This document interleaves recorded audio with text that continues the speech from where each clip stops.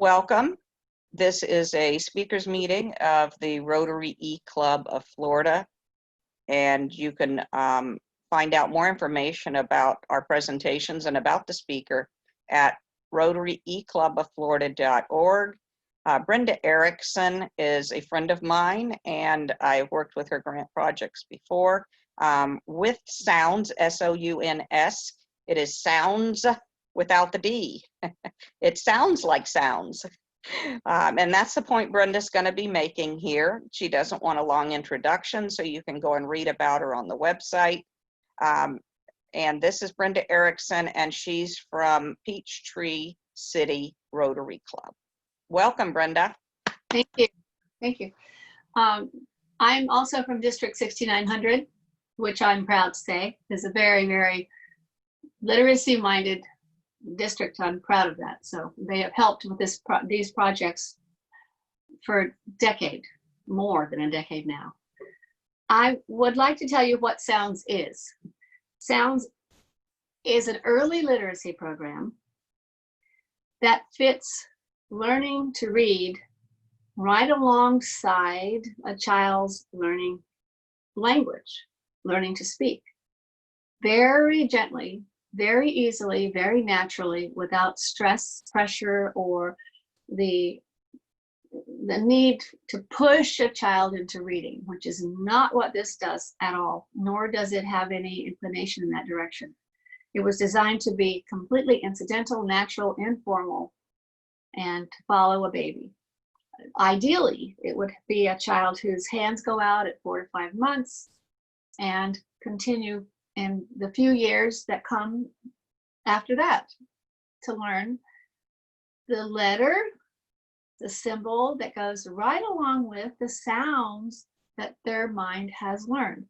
A child, by the time they're 10 to 12 months old, according to Patricia Kuhl at the University of Washington, has assimilated all of the sounds in their environment. If it's 2 languages, they would have assimilated all of those sounds. If it was 3 languages, they would have, the Greeks, assimilated all those sounds. I'll turn that off. I'm so sorry. That's in there. And so it's just a natural thing for us to give that child who now knows in their little computer, they know all of the sounds for languages in their environment. So all we have to do is make that connection between the sound and the symbol. And if we can do so in a nice, easy, playful way, it's just the most wonderful thing to watch what happens with that child, to have the same information that they have for other objects in their world, shoes or chairs or tables or balls or dogs. It's just another object labeling. This is an ah. In the United States, this is an ah. In the rest of the world, this is oh, the British oh, okay? And one of the things to keep in mind about this program, it has a different order than ABCs. The order is, this is the first sound, the ah. This is the second, and this is the third, and the fourth. The reason for that not ABC order is that these are contrasting in sound and shape. And that is so much easier for a child to remember. They can remember hot and cold and tall and short and smooth and rough more easily than they can the in-between, the variables in between. So this is very different in its shape and its sound. So that is why you will notice in the SOUNS program that the order is very different than the ABC order. And it is also only lowercase. How many letters, how many capitals are there in a sentence? There's only one in a standard sentence. So it's better to keep it simple for the child, give them what is most common. The most common sound for this is ah, not oh.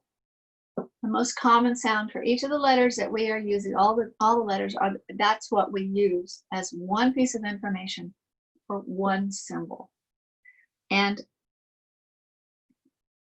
sounds only. Never, please don't make this an S, and please don't make it a snake. It is S, and that's all. Because if I were to build a word, just a 3-letter word, after a child knew these sounds well, if they knew 11 of the sounds in order well, we would start building words, which is this pivot point in this program. If they can build words, they will understand words, and then they move from building words into decoding words. This is encoding, and that will be decoding. I'm encoding. So if they see this and they want to sound it out, if I have given them the capital, or the name of the letter, excuse me, the name of the letter, M, the sound of the letter, and the story that goes along with the letter, monkey or mama, I have 1 in 27 chances of this child sounding out those 3-letter words. That's more, those odds aren't good for a child. If I just have taught that child this is and this is and this is s, then I don't have the chance of them going monkey, octopus, snake, or M, octopus, s, or any of the variations. It's just ma, s. And because the child has been read to, that bridges into something they've heard before, moss, and it happens. And it's not about spelling.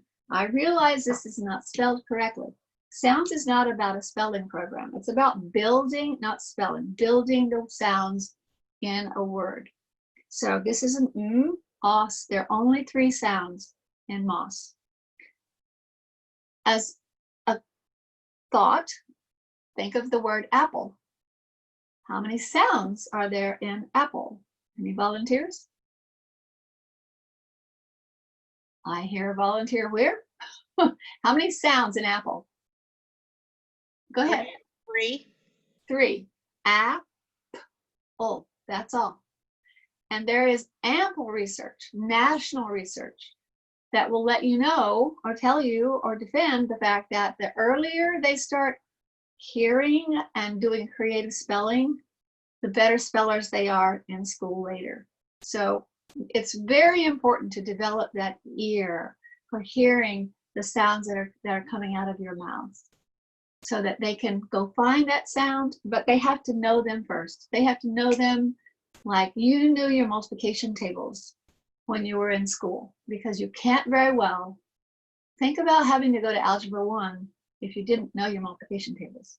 That would be a really, really difficult step. So all you have to do in their early years is make sure they know the sounds. And I know that these are beautiful, but if you are not privileged enough to be able to have these wonderful 3-letter sounds that make it easy for kids to push things around and build words and not worry about handwriting, etc., you could still do this. I've tried to come up with something that would help. This is a little book that's very inexpensive, and it has information. It also has the sounds in order, right? So you have the order of the sounds program, and turning the pages, all of the sounds are in here. This is available if a family does not have the funds, because this is made in the States. It's high end, it's non-toxic, it's got Braille on each of the letters, and that's a wonderful detail because it helps to orient the letter so that you don't have it. My finger is on the Braille, so that I know I'm showing you this letter and it's right, it's presented correctly to you. It would be being presented correctly to the child, because I know that my finger is where it belongs, not to me, but to the child. And when they're holding it, they know that that Braille is on top near them, so they don't have to be corrected. Yes, I see your hand, Dr. O. Debbie, or if you can hear me, I've got you on mute. I'm going to unmute you. Do you remember handling those objects? They were three-dimensional with the Braille on them? Unfortunately, I wasn't actually physically present at the project. So what I saw was photographs from it where the children would have handled them.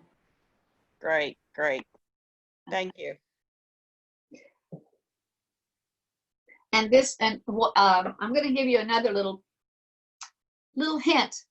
It's really important not to teach symbols for numbers at the same time you're doing this for a young child. See what I mean? If you don't have it right, if that Braille wasn't there, it could be very easily confused with a 3 or a W, etc. So it's a simple program. It just asks you to be attentive to the details. This is not ma and not but just and it has the Braille right there. It's very easy to work with. And if you don't, again, if you don't have, guess what? You can laminate. You can do and etc. Okay? There are ways, easy ways. And if you have a stick or a rock and a sandbox, you can still do this. The most important message I have for any of you is wherever you live, whatever language that uses the Latin alphabet, just teach the sound for each of these shapes. If you are doing the shape in a sandbox, stay away from the names, because that's adding another 26 pieces of information for a young mind to have to negotiate. And a young mind is not able to distinguish between an important detail, a prioritizing, whether it's the sound they should use or the names they should use or the story they should use. So give them a simple truth. It was designed to be, and the rest of it, their little math minds will take it and run, and you will be astounded. A child can know how to identify these sounds before they can ever say them. You can see yes, I see your. With that exact answer, this example there, we have that 30-second video of a very scared little boy. His name is Fred, in Paramore 2 years ago when I gave a grant for the letters. And these kids had never had school before, never been to preschool, never been to day school. And he was ready to go into kindergarten public in a few weeks. And he had just joined the group. He was scared to death, but she's working with there. She showed these samples, gave them the letters, and he immediately spelled it. Built it.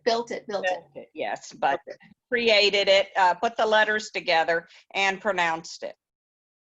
Yes. Yeah. Do they have copy of that, or are you playing it now? What is happening? I'm not playing it now. It's on the invitation. It was on the invitation and it's on the website. If you'd like me to play it now, I can. If they want you to, I'm willing to do anything that this group of people wants. I just want to be able to leave you with an understanding of it is so much simpler than we are making it, and what we are doing in the world is not working. When the latest results for I think UNICEF or UNESCO, excuse me, was that most of the children who are not in school or are in school, the ones who are not learning, so the large numbers of those who are not learning are actually in school. So that's a bit scary, but it's also telling us something. What is happening in school is not necessarily what ought to be happening. It may not be based on the way a child learns. The brain research is so available. There is a book I would highly recommend every one of you or whoever you know that is interested in learning how children read would take seriously. It's Reading in the brain. It's by Stanislas Dehaene. He's a French researcher, and it is a vital book for anyone who wants to know how children learn to read and what we can do to best help them learn to read.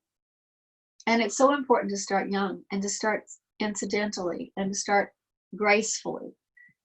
Just like our children know so many things, know many objects, so many clothing names, so many toy names, they can also know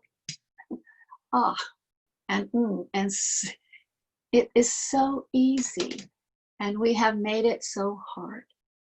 So try not to give them 130 pieces of information when they only need the name, the sound of the letter and the symbol, the shape. That's all. The rest of it they take, and they build on that. They build incrementally. They'll start reading earlier.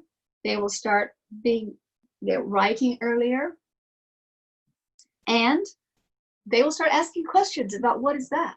And then you can say, oh, that's a capital. That's what happens at the beginning of a sentence. That's what the capitals look like. By the time children are 5 years old, they should know easily. That's what we see all the time. Easily know the sounds of the letters, both, and the names of the letters, and be sounding out words. They should go to kindergarten already in early stages of reading. I don't mean like just knowing the sounds. I mean actually sounding out words. And it's just what happens. Now, how can we change the world, guys? Because that's not what they're doing. Every young mother, every young father knows that if they can teach their child the ABCs, they're just doing the best job there is. Sadly, that's not how we read. We read with letter sound. There was a question regarding public schools. Okay. How many public schools have, and I know you don't know a number because it's been 10 years. Are there specific public schools you can recall that you've placed them in? I know Orange County has you on the buyers list, and I helped get it into some of the local schools here. Go ahead. Most of our work is with Head Start or kindergarten, because there's so much regimentation once you get into first grade. Are any of you teachers? Well, a teacher has a massive set of expectations given to them as with first grade children and second grade children, etc. We need to get this in the hands of moms and dads and families, or preschool. 0 to 3 is the ideal time, absolute ideal time. 0 to 5 is the necessity that we get them to those children from 0 to 5 years of age. So if there's any way you can help, I give Zoom lessons for free. I'm not. This is an avenue for teaching teachers, and this is what we're doing now. So, and I've got 7 little families. I'm trying this out that are learning. They have their little guys from 2 up to 4, and they're doing beautifully on Zoom because they're short lessons, just once a week. So it's easy for us to do. It's easy for us to make a difference if we all get on board, and we do. And when you're standing in line or you're talking to a mom, please just focus on letter sounds. Try to get them to understand the importance of sounds over names. I'd like to hear some questions, please. Please. Okay, this is Gloria, and I have a question. Sure. Wouldn't you agree that, oh, by the way, thank you. And I think this is wonderful, this alternative way of learning how to read. But wouldn't you agree that some children, they can follow the traditional way and they're fine with it, and they do well all the way? I mean, I'm using my 2 kids as an example, but the parents had to work with them, right? And to this day, they read books. They have like 2 or 3 books that they're reading. I mean, they just love reading.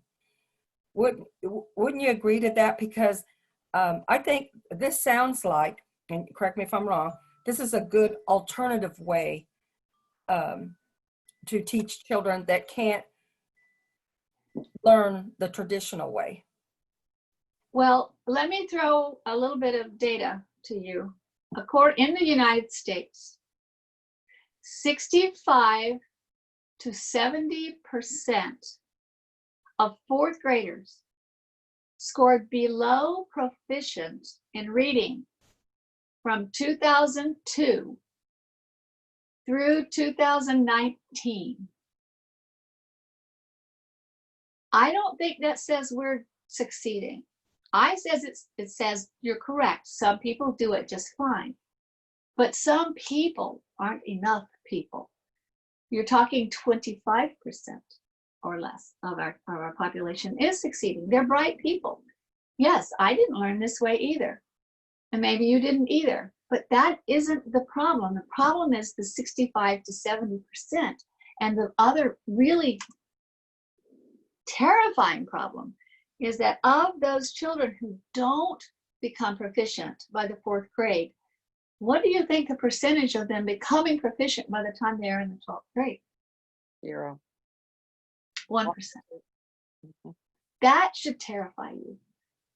That really should be on the front page or something. I can't hear you and you're talking. I want to hear you. Okay. Yeah. No, I agree 100% what you're saying. The only thing I believe that, I think it sounds good. Do you use it for children with ADHD? I mean, is it real effective? And also adults, special learning? Yeah. Yes, because you don't read without knowing letter sounds. Right.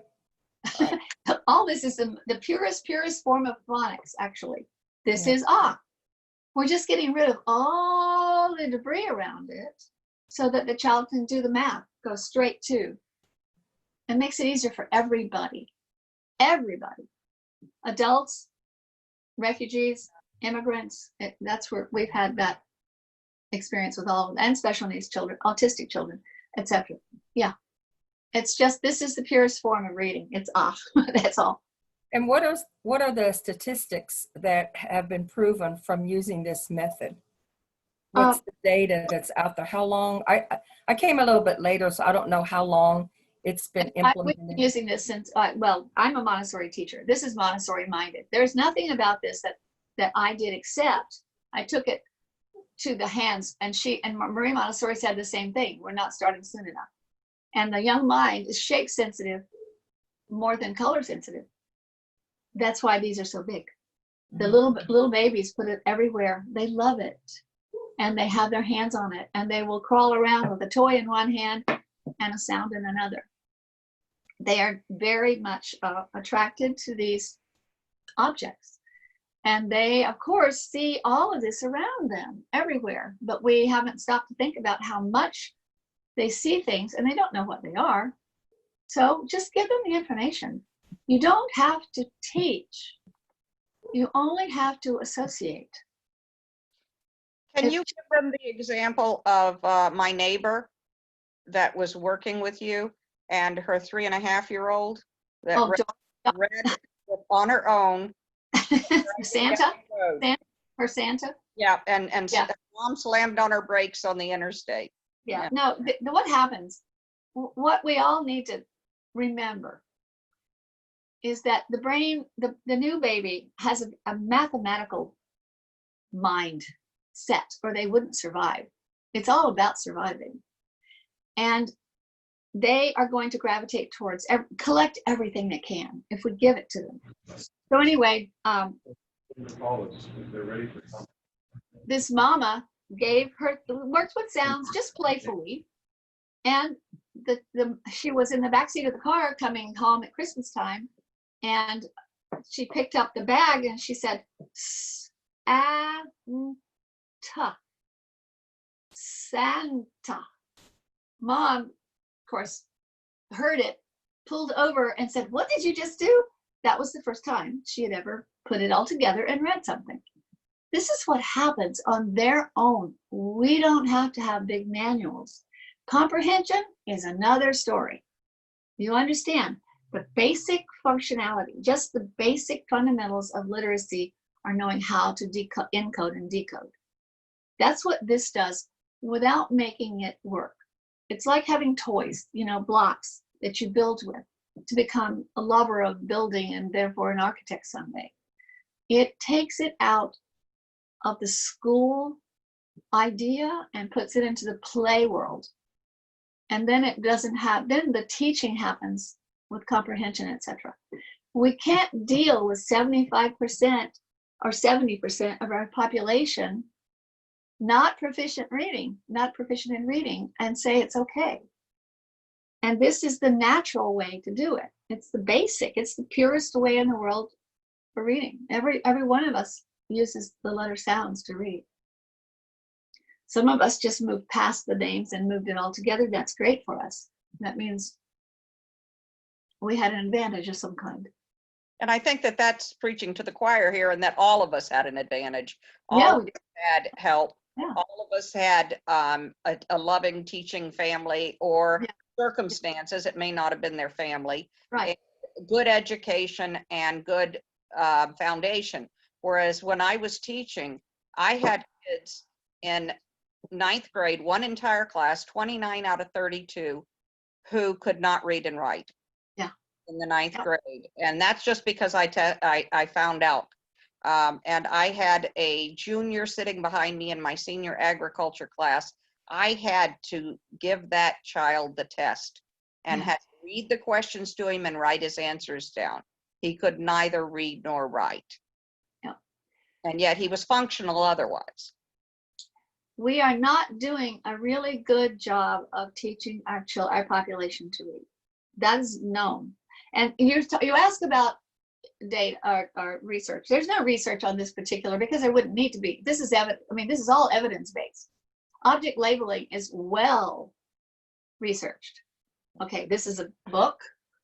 This is a pen. Children, they know that. This is an op. This doesn't have any need for defense that way. It is just an object and it's called an op.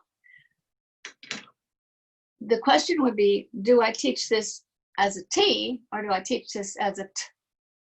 And that's where the math comes into it. How much do you want to put on the plate for a child to negotiate in order to find that this actually is a T and was designed to be a T? Now, you compared Spanish one time to English, and that Spanish was more sound-based than. Well, so is African, a lot of languages. English is really a difficult language to learn, for sure. But this is used in, if this is an in any language, it's in German, it's in Spanish, it's French, etc. So you end up building a bridge across languages as well. It really is a very nicely designed global bridge for different. Peace Corps loves it because when a Peace Corps volunteer goes into a community, into their city, their village, they want to build trust. And when they are working with families, teaching them the sounds, these are sounds in their home language. And they actually teach the home language first in many places. So, but they're the same in English. Most of them are the same in English.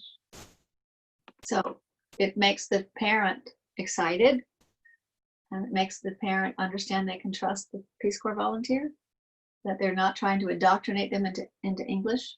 So it's a pretty nice tool. And by the way, in South Africa, they are making these. These are not the same. I mean, they're definitely not the same quality. But these are being made in South Africa, and these are in the States. These are computer, what am I trying to say? Printed.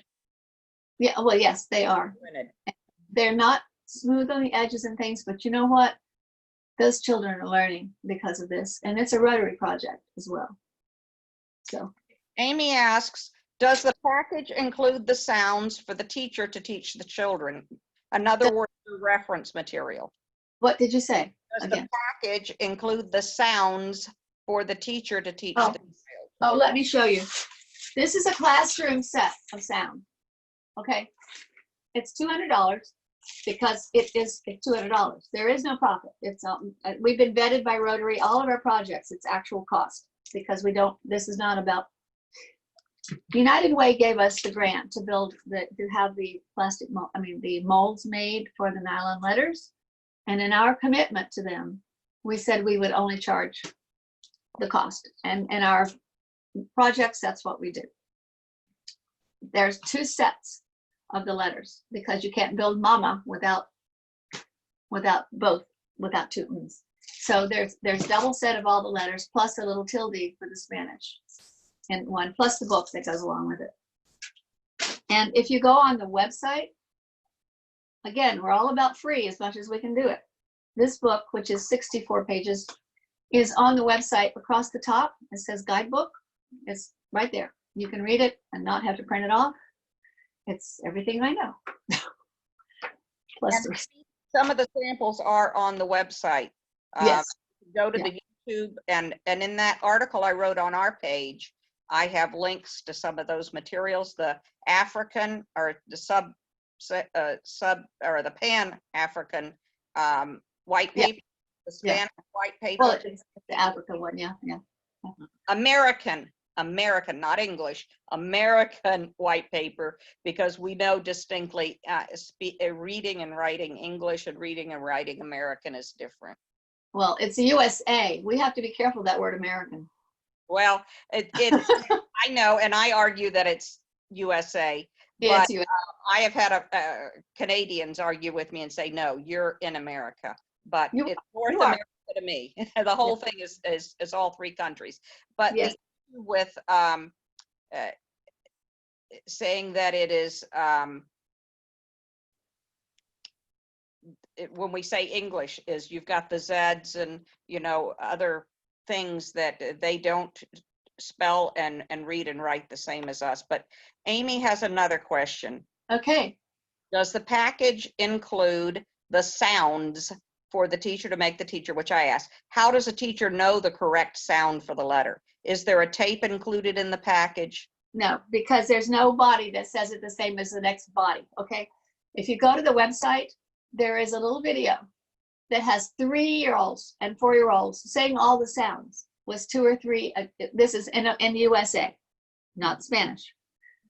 And because the in the States is different, even than the in Canada.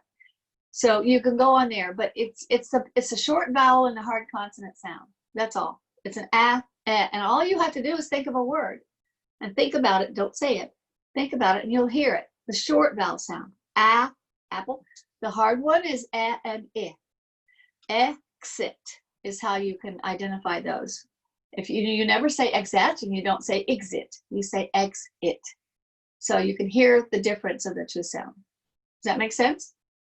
And the rest of them, it's short vowel sounds and hard consonant sounds, or the soft vowel sounds and the hard consonant sounds. Amy, I've got your mic open now.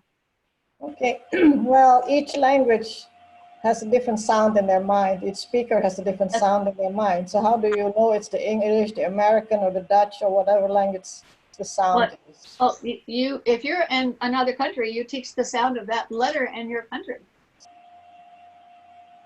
No, well, you're here in America, but people have different sounds in their head. So while they are teaching, which sound should they be sounding so it sounds American? Well, again, go to the little website. We had a class in Atlanta where the library and a preschool were working together. The librarian was from Jamaica, okay? The preschool teacher was from deep south, okay, deep south. Now these kids had both of these teachers on a weekly basis. And I've got video that show they did not miss a lick. You've got to trust the little people. They are going to dig it out. They had no problem understanding the difference in the sounds. They were all doing exactly the same thing. We have to not worry about our children. They really can do that. But the teacher has to be consistent and not put a on pa, but you'll see that in the video. It's a p, and it's a t, not a t. Those are little things that show up. You can hear that in the video for the kids. They do it beautifully. And you're not going to be, tell me who can be perfect. Speech language pathologists love this because it really helps their children. So, did that answer that question? Somewhat. Have to You practice. aren't gonna get perfect. You're not going to get perfect. But children, no parent is perfect. No teacher is perfect. No child asks you to be perfect. That's where their strength is. It's like this. Look.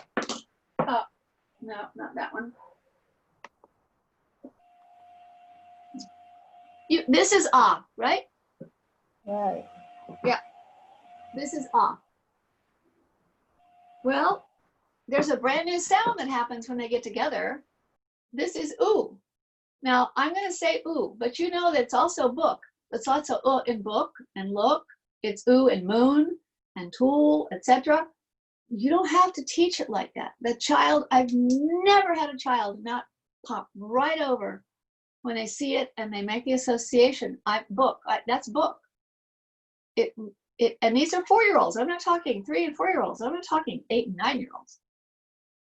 They are so mentally, intellectually agile. I trust them. They do these things. I've seen it for 45 years of teaching kids to read. They don't have a problem with these little bridges that they need to build between ooh and uh. That's as hard as it gets. So the rest are hard sounds, the g, the k. There are 3 k sounds. Does it matter if they build rock with rock, whatever k they take is fine. Because it's developing the ear so they can hear the sounds. I hope that makes sense to you. You were talking 3 and 4-year-olds and 5-year-olds. We're not talking when they start learning to spell. When you learn to spell through reading, and you learn to spell by going to school and having spelling lists. But let's let them hear. I had a little 3-year-old whose mother came and told me that she heard her daughter say, "I'm going to go get dressed." And then she stopped. The child stopped and said, "No, I'm going to go get dressed voluntarily." See, and a lot of children that are not succeeding when they get to 3rd grade is because they don't know the individual sounds. They have been sight worded until they don't know the individual sounds, and they don't know the individual graphemes. Digraphs, we call them. The double O, the double E, the SH, the TH, the WH, etc. So. Dawn, do you have any questions? Where are you from?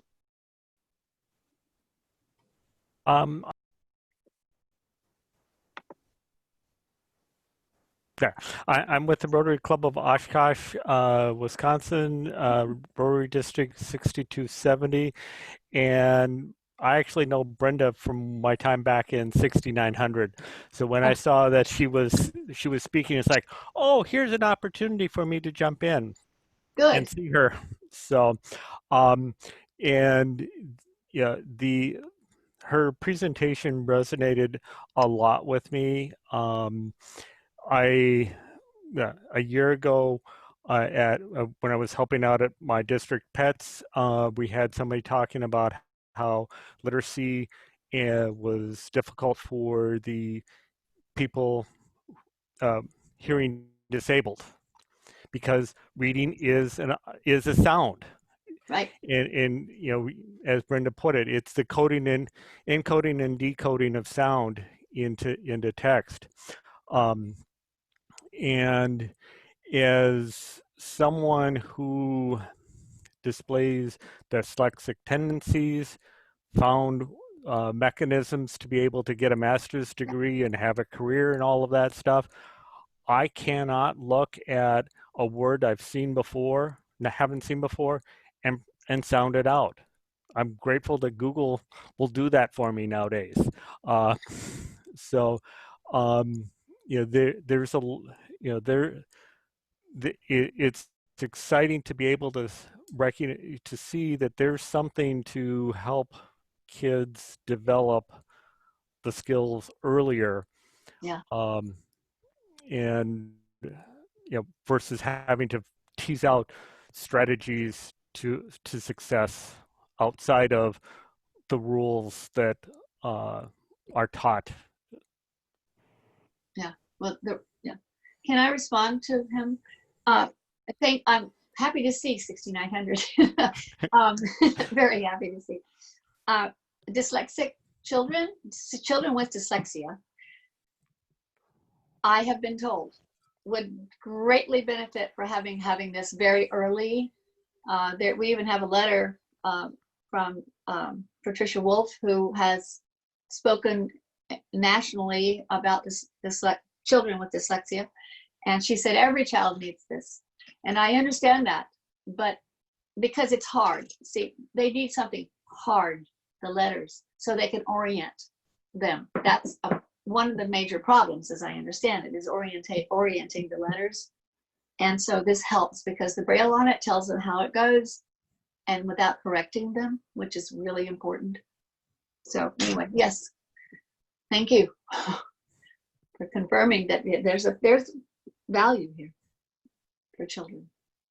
I think that in my learning and becoming with 4 degrees in education, it's kind of hard to go back into my youth and see where my learning started. But as you spoke of this, and as Dawn spoke, I realized I didn't go to school until 1st grade.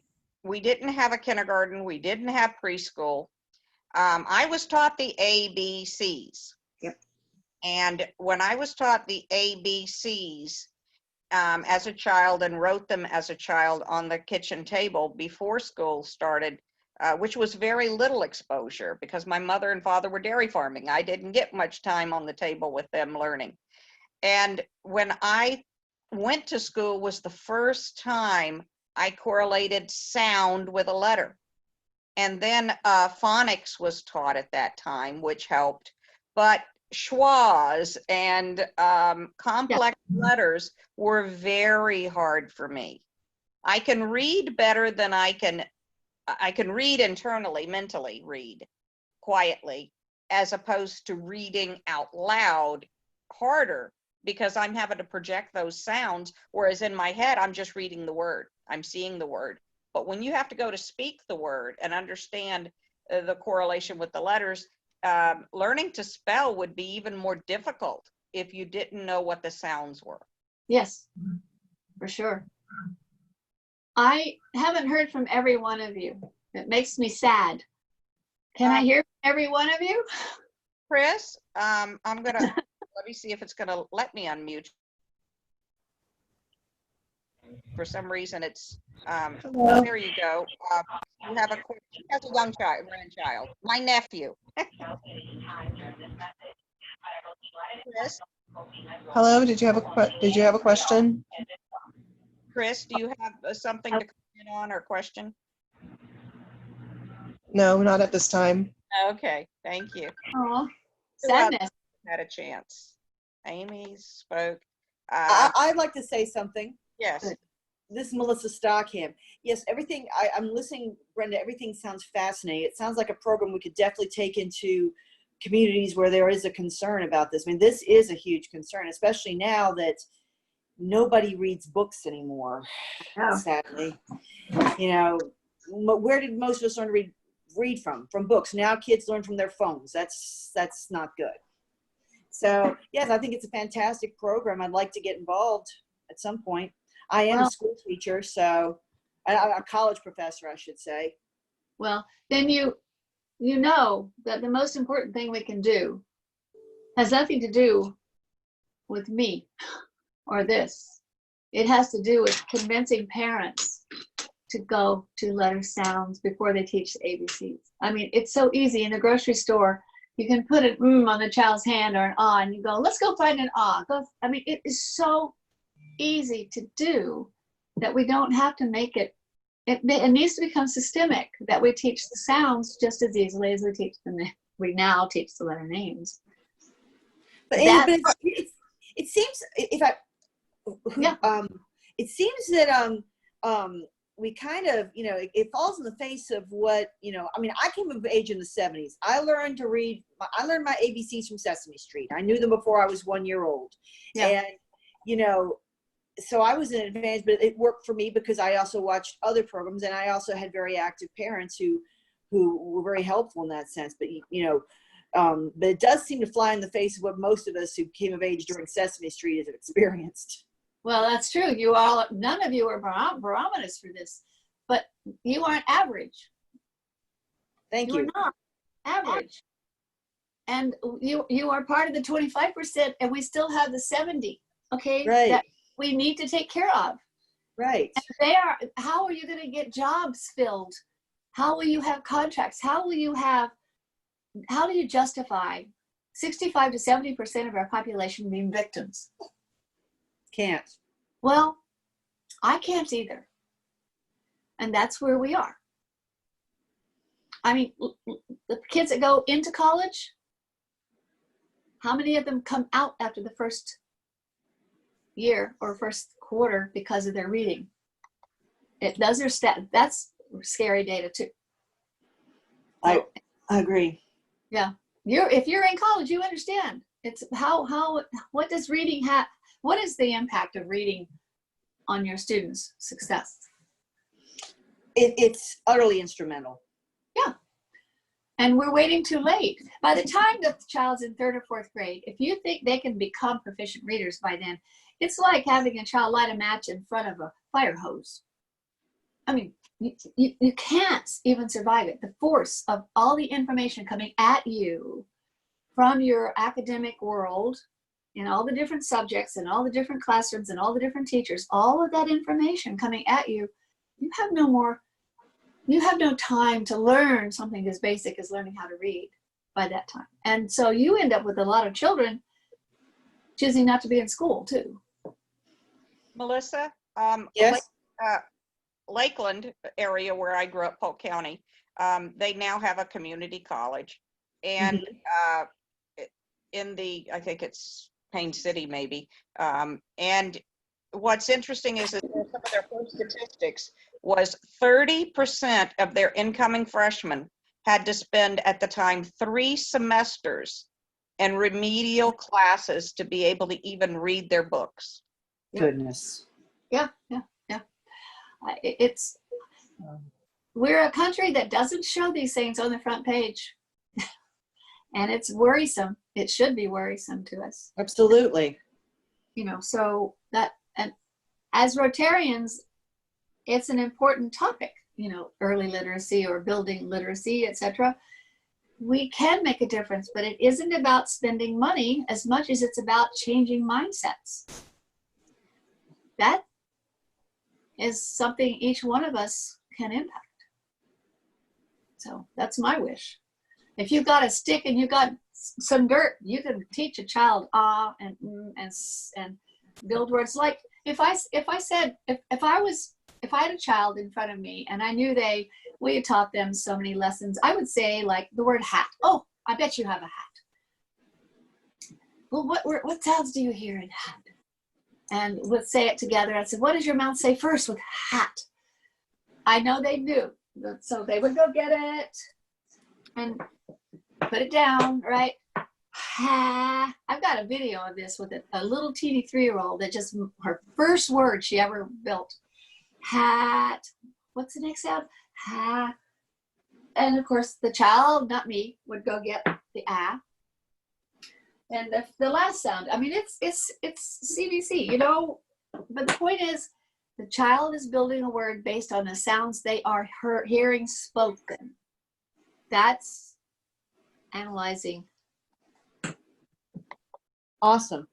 Okay, they do that for maybe a month and they pop right into reading. Awesome. All by themselves. That's terrific. But we have Orton Gillingham. Speaking of children with dyslexia, we have Orton Gillingham teachers who use sounds when they're working with their Orton Gillingham classroom kids. So it's the hand for the actual object. It's the hand. It's that kinesthetic piece that makes this work.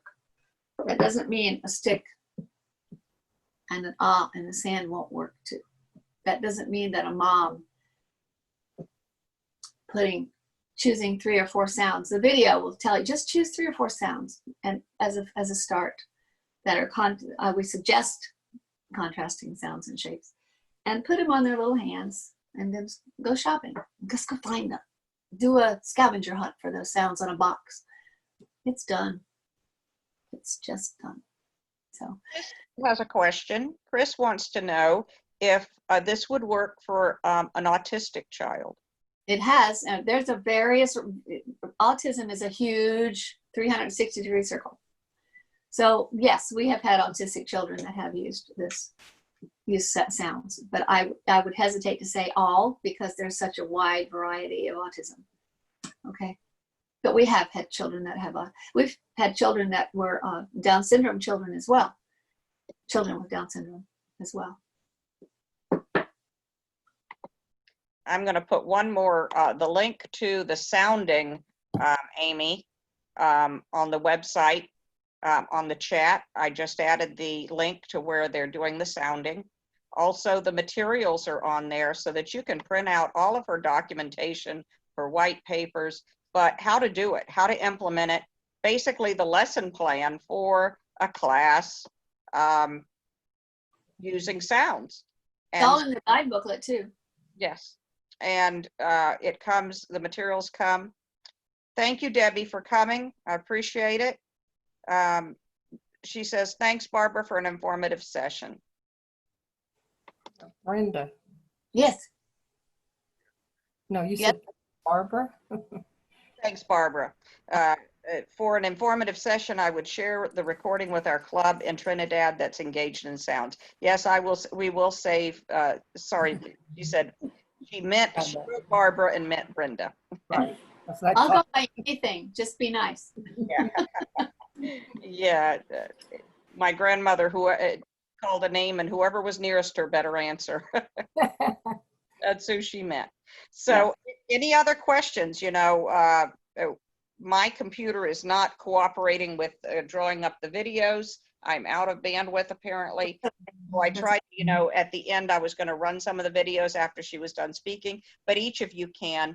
And what I'll be doing is adding this speech to the web page where I've already written about her and had the link to her TED Ed speech and to the child spelling moss and the other materials. Any other questions? Well, thank you. Yeah, thank you, Brenda. Thank you. I'm hungry to do as much of this as possible. If we can just make a difference, please. Yes. Change one child's experience as a toddler in sounding or reading, and you will change a lot of people's lives. So. Yeah. It'll help them earn money. It'll help them get an education. I even put it in the piece and the Rotary Action Group for Slavery, that those groups, this could have a great impact on people knowing their opportunities if they can read, and knowing how to escape slavery if they have the capacity to read and understand what's going on around them and ask for help. And let me close this with one thing. This is not about wanting children to read earlier than they need to. This is just not about that at all. It's about having children have the tools to read when they're ready to read. They can't very well say, I want to read, and not know what all those symbols are. Yes. Okay, so you need to give them the tools so that when they are ready, they have what they need to be able to read. And so it's about play. You don't teach anything with pressure. So, and try to get to the little people. Just try to get to the little people as much as you can. Well, thank you very much. Everyone can applaud and clap now. Their mics are open. Thank you too. Yes. Goodbye. Thank you so much. Thank you, thank you. My pleasure, totally.